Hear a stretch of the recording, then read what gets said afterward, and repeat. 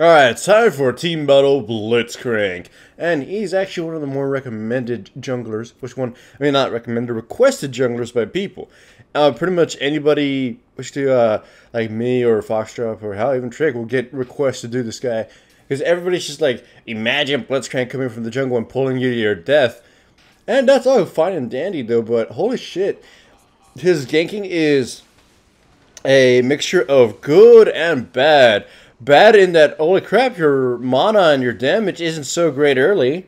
So you're kind of like, you can't do a lot of stuff in there. You got to rely on your teammates up, and you obviously will set it up, but that's kind of pretty much fine. And the other is, holy shit, your sustain is so bad that you might not be able to actually do anything. Either way, here I show up to try to help my teammates out, and alas, I don't exactly have the damage to do anything. I cannot, counter them, or I can't do anything, so I end up letting two of my teammates die, despite actually, hitting some of my spells. So I sort of just wait around, and then I go and punch Draven, and I die for that, and they finally killed the Draven. Yes, support Veigar. Nonetheless, though, I buy a Madra's Razor. Here's one thing a lot of people keep, doing wrong with a jungle Blitzcrank. As much as you might want to build jungle Blitzcrank as a tank or as some AP for some reason, that's just gonna screw you over so hard. And if you build him at least AD, at least hybrid AD for the time being, or full AD, so you can punch the shit out of things, you'll be able to at least pad his crappy clearing in the start, and not have to rely so much on ganking, which is never a guarantee. So at least with physical Blitzcrank, I can farm a little bit better, and I can deal some actual damage, and I don't have to rely so much on the ganks. However, I hope you saw how I ganked top lane. I did not try to use my Q to initiate the gank. I actually flashed forward and punched the character, and then we chased him down and then eventually pulled him. That's another thing a lot of people seem to not, consider when they use Blitzcrank. The first thing they do is go into a lane and use their Q. And now we all know the Q can be easily dodged if you predict where it's gonna go, and you just dodge and weave, or just flash out of it. It's better to just try to punch them first, to force their escape already, and then using your Q to pull them back in. Or so you could beat them up and then you use your Q when they're about to get, go into safety. Or when they're the only choice they have is to take the most obvious route, which they can't even dodge the Q in. You see, every fight gank I go, I try to initiate it with my Q. I go in with W, and then I go in punch them with E, and then I use my pull. Keep that in mind next time you try to play someone jungler like Blitzcrank. And here you can just see a lot of back and forth through the line of sight to beat this Rise. So yeah. I do that a lot with other junglers too, like Nautilus and stuff. You don't always have to use your, your main ganking ability. You can use your body to force them to do something, or you can, just walk in and use another closer range CC that you have no other way of getting in. Remember, gap closers shouldn't only need to be used to close in the gap, gap closers or anti-gap closers or whatever you want to call this pool. Your CC should only be used when it's the most effective.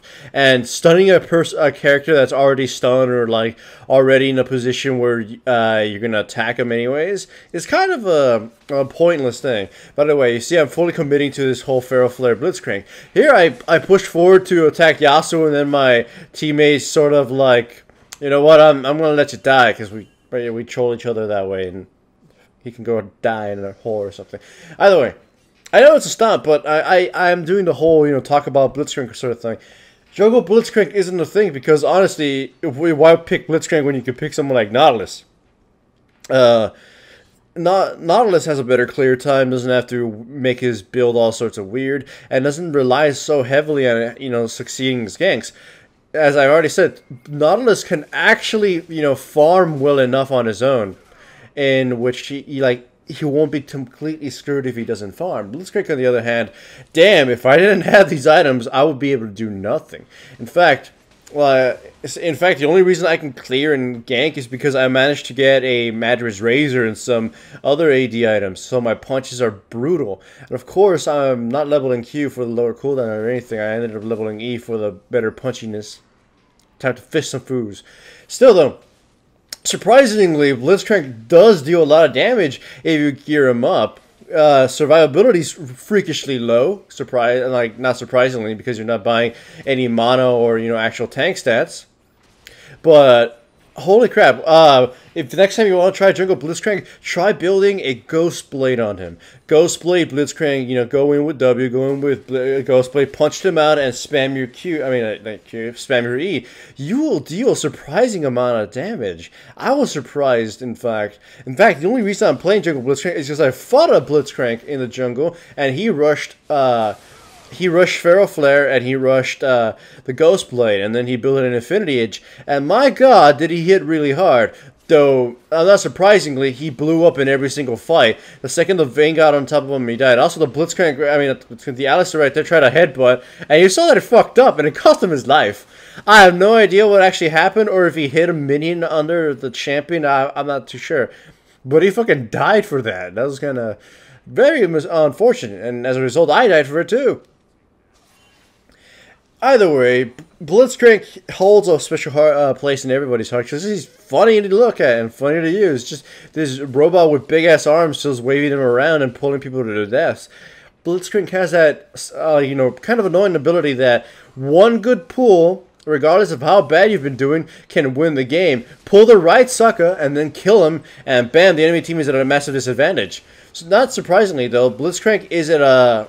Blitzcrank actually mega counters someone like Nunu, and mega counters a lot of characters actually because of this wave of CC. Your punches, your E is low enough cooldown to spam it and cancel a lot of channels. Your ultimate is AoE and also low cooldown, so you'll probably be able to use it twice in a fight. And your Q can be used as a CC too, though it's prone to fail. So, to the enemy Nunu, while he did counter me, in team fights, he'll pretty much be, undone. Hell, Blitzcrank can be used to counter Rise as well.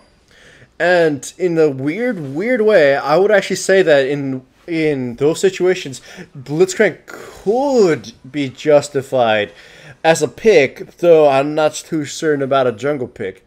I mean, if my teammates didn't have the sort of comp that I have right now, high CC, high slow, and a lot of area control, then I may have not been as effective. But damn, the enemy team, including the Yasuo, gets countered by Blitzcrank. Oh, Yasuo tries to do his hippity jumping shit, punch him in the face, and then silence him, and for a while he just can't do anything.